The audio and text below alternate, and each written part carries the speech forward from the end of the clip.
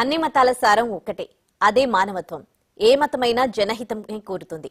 ఏ దేవుడైనా ప్రజలంతా సమానమే చెప్తాడు. ఈ మాటల్ని చేతల్లో చూపింది ఓ ముస్లిం యువతి. భగవద్గీతను ఉర్దూలోకి అనువదించింది. శ్లోకాలను కూడా అనర్గళంగా చెప్పేస్తూ ఔరా అనిపిస్తోంది. ఓ చేతిలో భగవద్గీత, మరో చేతిలో ఖురాన్తో కనిపిస్తున్న ఈ యువతి పేరు హిబా ఫాతిమా. నిజామాబాద్ జిల్లా చందూరుకు చెందిన అహ్మద్ ఖాన్ పెద్ద కూతురు.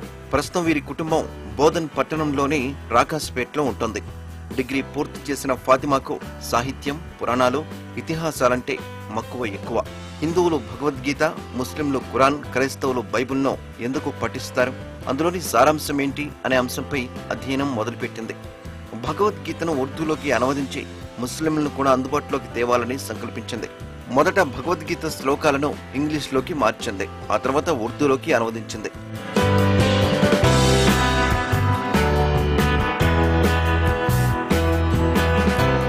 మొదట ఇంటర్నెట్ సహాయంతో అన్ని పదాలకు అర్థాలు సేకరించింది. ఆ తర్వాత వాటికి వాక్య రూపం ఇచ్చింది. ఇలా భగవద్గీతలోని మొత్తం 200 శ్లోకాలు, 18 అధ్యయనాలను ఉర్దూ భాషలోకి అనువదించింది.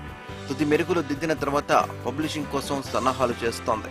కేవలం 3.5 నెలల్లోనే ఈ ఘనత సాధించింది ఫాతిమా. డిగ్రీ తర్వాత నాకు 1 ఇయర్ గ్యాప్ వచ్చింది. ఆ గ్యాప్ లో నేను భగవద్గీతకి టోటల్ గా వర్డ్ టు వర్డ్ ట్రాన్స్లేట్ చేసి ఉర్దూలో రాసిన. ఉర్దూలో భగవద్గీతకి 700 శ్లోక్ ట్రాన్స్లేట్ చేసిన. ఒక 3 months లో ఇది అన్ని టోటల్ గా కంప్లీట్ అయిపోయింది.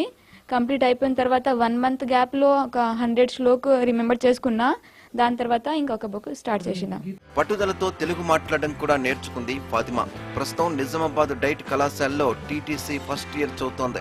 అటు ఖురాన్, ఇటు భగవద్గీతపై అధ్యయనం కొనసాగిస్తోంది. భగవద్గీతలోని శ్లోకాలను అనర్గళంగా చెప్పిస్తోంది.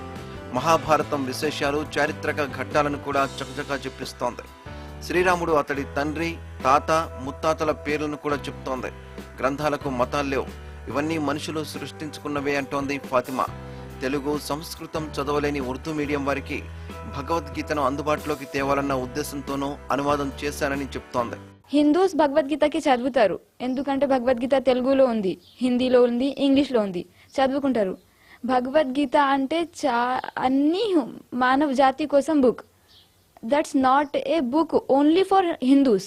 అయితే నేను భగవద్గీతకి ఉర్దూలో రాస్తే ముస్లిమ్స్కి సపోర్ట్ కావాలి, ముస్లిమ్స్కి అర్థం కావాలి, వాళ్ళు చదవాలి.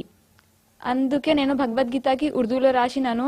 ఇంకా ఒక బుక్స్ రాస్తున్నాను, హిందూయిజం వర్సెస్ ఇస్లాం, లేకుంటే దానికి భగవద్గీత వర్సెస్ ఖురాన్ షరీఫ్ చెప్పచ్చు.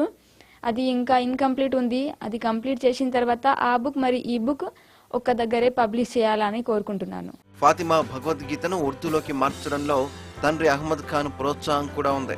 అన్ని మతాల సారం ఒక్కటేనని ఆయన చిన్నప్పటి నుంచే తన పిల్లలకు బోధిస్తూ వచ్చాడు.